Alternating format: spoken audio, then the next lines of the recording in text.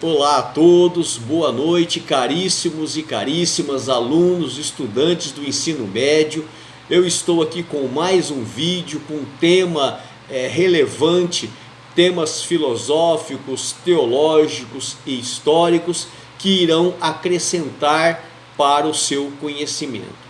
Hoje eu irei falar de um tema amplo, polêmico, muito controverso, que é o seguinte: líderes religiosos, cuidado com os falsos profetas.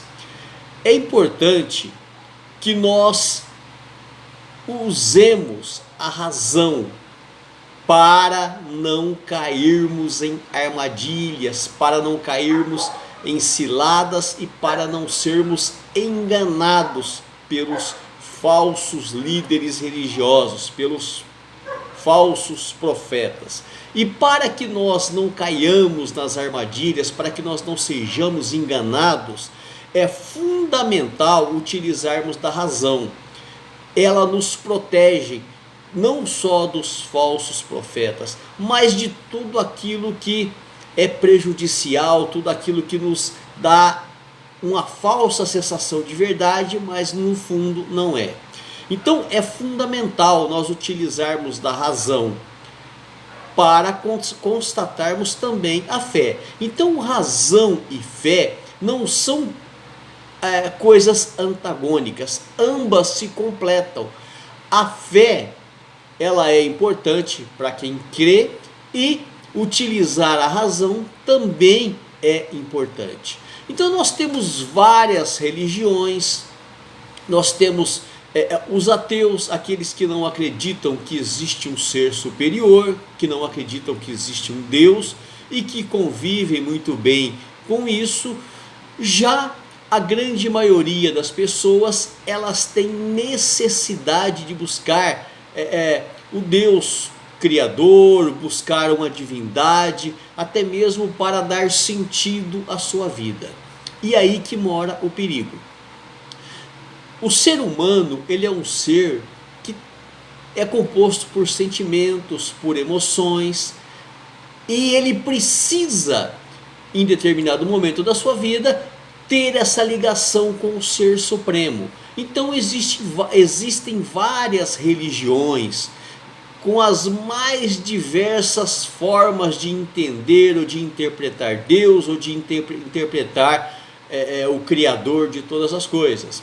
Nós aqui no Brasil e ocidentais somos herdeiros aí da tradição da cultura grega, cultura romana, e também nós temos muita influência do mundo judaico-cristão. É a base da nossa religião, no caso o cristianismo aqui no Brasil, com várias igrejas, várias denominações que se intitulam representantes de Deus ou dos deuses. Não somente igrejas cristãs, mas nós temos uma amplitude, um leque de oportunidades ou de opções para buscar compreender a Deus. Então as religiões, elas procuram explicar Deus, ou explicar quem é Deus, ou o que será do homem, qual é o nosso destino, se tem vida após a morte ou não.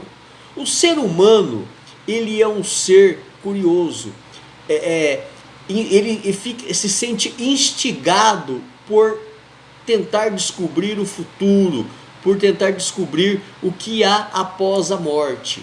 E nesse sentido a religião, ela é fundamental, porque ela traz conforto nas suas explicações sobre a origem da vida, sobre a origem da morte. Ela traz esperanças. E neste sentido, muitas pessoas acabam buscando a religião por estarem vulneráveis, por estarem frágeis, passando por problemas, passando por dificuldades, problemas financeiros, problemas emocionais, problemas amorosos, falta de dinheiro, desemprego, falta de perspectiva, de esperança. Nesse sentido, as religiões, por mais diversas que sejam, elas são um lampejo de esperança, um lampejo de oportunidades da pessoa sair daquela inércia, porque ela acredita que tem um Deus superior que irá ajudá-la, que esse Deus fala com ela através dos seus profetas, através dos seus líderes religiosos. E o perigo consiste nisso, no falso profeta, naquele que, não tendo compromisso nenhum com religião, nem com ética, nem com moral, e muito menos com Deus, se intitula o intermediário entre Deus e os homens. E na história da humanidade está cheia de falsos profetas, falsos religiosos, que tem o intuito apenas de enganar as pessoas, levar falsa esperança, prometer algo jamais se cumprirá, que jamais se cumprirá, e as pessoas ficam ou passam a vida esperando por uma resposta de Deus que não vem, porque Deus não mandou ou não falou aquilo que esse falso profeta tem te orientado. Vamos aqui pegar alguns personagens, alguns que se passaram por religiosos na história da humanidade. Recentemente, ou melhor, no século XIX, ali na Rússia, se levantou Grigor Rasputin. Rasputin era de uma família camponesa, família de pessoas humildes, e se casou em 1889 com 18 anos. E a sociedade russa daquela época era uma sociedade que dava muita importância ao misticismo. E, enfim, eles buscavam novidades religiosas, buscavam conhecer coisas novas. E neste momento, Rasputin, esse personagem que eu estou falando, ele se autoproclamou santo ou homem de Deus. Como foi a religião de Rasputin? Após ele ter o seu segundo filho, a vida dele sofre uma guinada. Ele passa a dar muita importância para as questões espirituais. Então ele deixava sua esposa e os seus filhos pequenos e saía pelo território russo, que é amplo, que é imenso, para visitar uma série de lugares que eram tidos como sagrados. Então o Rasputin, ele começava a fazer as peregrinações, e nessas peregrinações ele começava a ganhar adeptos e seguidores. Seus ensinamentos e orações então passam a ficar famosos, e as pessoas passam a procurá-lo para que ele traga alguma mensagem dos céus para aquela sociedade que estava tão sofrida. Lembrando que neste período a Rússia passava por uma grave crise financeira, econômica, uma crise pré-revolução comunista. Então os ensinamentos dele ali abrangiam as expectativas das pessoas, traziam um conforto, um alento para aquele povo que estava passando por grandes dificuldades. E ao fazer esses percursos nos lugares sagrados e fazendo orações e pregando algum ensinamento religioso, Rasputin então ele começa a ter fama. A fama dele começa a se espalhar pelo território russo. Só que no mesmo momento em que sua fama começa a ganhar a sociedade russa, aparecem também os escândalos sexuais. Rasputin passa a ser alvo de notícias de relacionamentos sexuais com as suas seguidoras, as mulheres que acreditavam que ele era um santo homem de Deus. Então começam a haver rumores ali dessas relações sexuais entre Rasputin e suas seguidoras. Porém, os escândalos não impedem a fama de Rasputin, que continua sempre crescente, até chegar ao ponto dele ser apresentado à família dos Romanov, que era a família imperial russa. O casal imperial teve filhos, e um dos seus filhos, o Alexei, filho do czar e da czarina, ele nasce hemofílico e estava constantemente doente. E Alexandra, que é a esposa de Nicolau, então ela, após conhecer Rasputin e chegar até ela a fama desse profeta, ela então envia um telegrama para pedir oração para o seu filho, que estava gravemente doente. E inesperadamente essa criança tem uma melhora surpreendente. Então a Alexandra, que é esposa de Nicolau, o imperador ali russo, ela passa a acreditar cegamente em Rasputin. Só que Rasputin depois vai ali na casa dos czares e ele começa a utilizar técnicas de hipnotismo para tratar a criança. É sabido que o hipnotismo ele é uma técnica desenvolvida para fazer com que as pessoas se sintam bem, relaxadas, enfim, e isso melhorou o quadro de saúde da criança. E a família real então passa a tê-lo como realmente um homem santo, e ele então passa a ter muito prestígio ali dentro do Império Russo. Só que surgiram boatos também de que ele estava tendo relações sexuais até com Alexandra, a czarina, e com uma das filhas do casal, dos czares. Então esses escândalos envolvendo o nome de Rasputin, eles passam a incomodar a nobreza russa. Os nobres russos começam a perceber que essa amizade, esse relacionamento entre a família czarina da Rússia e Rasputin poderia levar a Rússia a um grande colapso. Então eles começam, os nobres começam a tentar tirar Rasputin de perto da família dos imperadores. Em 30 de dezembro de 1916, um príncipe, Yusupov, ele atira no peito de Rasputin, que consegue fugir, só que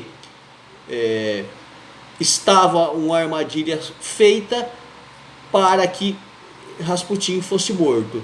Então Rasputin foi alvejado por vários tiros, mesmo ferido do primeiro tiro ele consegue fugir, mas logo na frente tinha pessoas armadas ali esperando ele e o assassina. Outro profeta que também levou a uma séria consequência o seu povo, o povo da sua nação, foi Jim Jones, que ele foi o fundador de uma seita religiosa protestante chamada Templo dos Povos. Então, com o tempo, ele passou a se dizer a reencarnação de Jesus Cristo. E alegando perseguições religiosas, então ele levou seus seguidores para Johnstone, na Guiana. Por quê? Ele estava usando técnicas ali de lavagem cerebral, e os seus seguidores eram levados a trabalhar para poderem sustentar a seita, a religião. Então as pessoas ali, os seguidores de Jim Jones, eles trabalhavam e ganhavam dinheiro para a seita. E de Jones ele conseguiu conquistar um grande império. Só que ele também passou a ser investigado pelo governo dos Estados Unidos pelas denúncias de fraude, de estelionato que ele cometia com os seus seguidores, ou mesmo de escravidão, porque ele ensinava que os seus seguidores deveriam se afastar de suas famílias, abandonar os amigos e servirem somente à seita e seguirem somente as ordens dele. Então, o governo americano passa a investigá-lo, ele vai para a Guiana e cria ali uma comunidade sob o pretexto de que ele estava sendo perseguido pelo governo americano. E sabendo que ele ia ser descoberto e que as garras da lei americana iriam cair sobre ele, em um determinado dia, ele, mais precisamente em 18 de novembro de 1978, 918 pessoas são levadas a cometerem um suicídio em massa, né? Sobre o pretexto de que ele havia recebido essa mensagem de Deus. Ou seja, os seus seguidores confiavam nele cegamente e não eram capazes de fazer uma análise da realidade das coisas. Então esse suicídio coletivo foi a segunda maior catástrofe civil americana, perdendo apenas para o 11 de setembro de 2001, quando aviões se chocaram às Torres Gêmeas.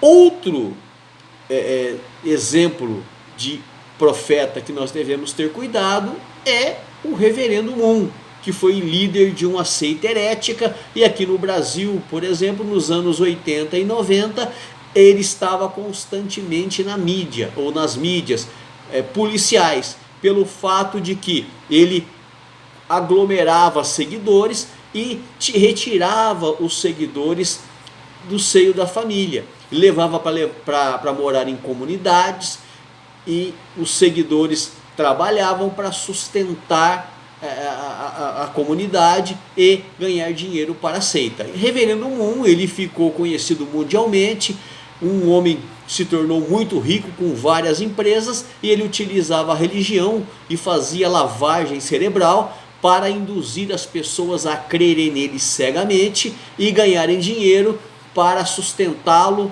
a ele, a sua família e as seitas. É esse alerta que eu faço para vocês. Deus e fé e razão precisam ser analisados. Por quê? Deus, ele não pede que ninguém haja de maneira irracional, até mesmo porque seria incoerente. Se Deus nos deu a mente, nos deu o raciocínio, nos deu a inteligência para que nós possamos viver, nós devemos utilizar os meios, os mecanismos que Deus nos deu para vivermos bem, para não cairmos em ciladas. Nós devemos utilizar a fé, mas também a razão. Nós devemos analisar aquilo que nos falam. Nós devemos parar e para pensar se aquilo que me falam, se aquilo que um líder religioso fala, tem fundamento, é coerente com aquilo que é Deus. Então, o que se imagina de Deus? É que seja uma pessoa correta, um ser correto, que seja um ser ético, um ser moral. Sendo Deus o Criador da vida, então entende-se que Ele é a favor da vida, contrário à questão do assassinato, contrário à questão do suicídio. Se Deus é bom e Criador, nós não podemos aceitar nada, nenhuma ordem que contraria aquilo que se espera de Deus ou do que seja Deus. Então não faça nada escondido da sua família. Não se afaste da família, não se afaste dos amigos, não se afaste da sociedade por motivos religiosos. Dá para você ter a sua religião, mas continuar com o vínculo com sua família, com seus amigos, até mesmo porque isso é uma segurança para você, para que você não seja levado a trabalhos escravos, para que você não seja levado a tráfico humano, para que você não seja morto. Então, a fé e a racionalidade, elas devem andar juntas. Você tem que ouvir, você deve ouvir aquilo que o seu líder religioso diz e fazer uma análise de juízo, uma análise de valores. Não confie cegamente. Analise aquilo que te é falado e veja se é coerente com aquilo que você pensa de Deus, com aquilo que você pensa que é Deus. Deus, ele não se contradiz. Se ele é a favor da vida, se alguém te induzir a cometer um suicídio, não o faça. Se ele é ético, se Deus é ético, alguém te ensina a contrariar a ética, não o faça. Deus é Deus de transparência. Não faça nada que deva ser feito em oculto sobre a ordem do seu líder religioso. Não faça nada que contrarie a preservação da vida. A fé dos fiéis não anula a racionalidade de Deus. Deus não seria justo se ele não fosse racional, porque sendo racional, a gente sabe discernir entre aquilo que é certo e aquilo que não é certo, aquilo que pode e aquilo que não pode. Deus, ele é justo, ele é racional, ele sabe, mesmo quando a pessoa não tem fé, mas quando aquela pessoa faz algo que é bom e algo que é ruim. Deus, ele tem esse discernimento daquilo que é certo e daquilo que é errado. E nós também devemos ter esse discernimento. Então, Deus não seria justo se ele não fosse racional. Assim também, você pode ter a tua religião, você pode seguir a religião que você achar que é a mais correta, você pode seguir as instruções do seu líder religioso, desde que você faça uma análise racional. Não caia em qualquer conversa, não caia em qualquer lorota, em qualquer argumento de alguém que se intitula homem de Deus, religioso ou mensageiro de Deus. Valorize a sua vida, seja esperto, seja racional, analise aquilo que te falam e veja se tem coerência com aquilo que realmente Deus é ou com aquilo que realmente você pensa que Deus é. Não caia nessas armadilhas, faça uma análise, não seja um ser manipulado ou manipulável, assim como foram os seguidores de Rasputin. Não seja alguém que foi manipulado como os seguidores de Jim Jones. Não seja alguém que foi manipulado como os seguidores do Reverendo Moon, que eram homens egoístas, gananciosos, que não tinham nada de Deus e que usavam a fé das pessoas simples para ganharem dinheiro e viver bem. Portanto, use a razão. Não vá acreditando em nada nem em ninguém sem antes fazer um juízo de valores. Eu termino aqui o vídeo e em breve voltarei com mais temas para você. Um abraço e até mais.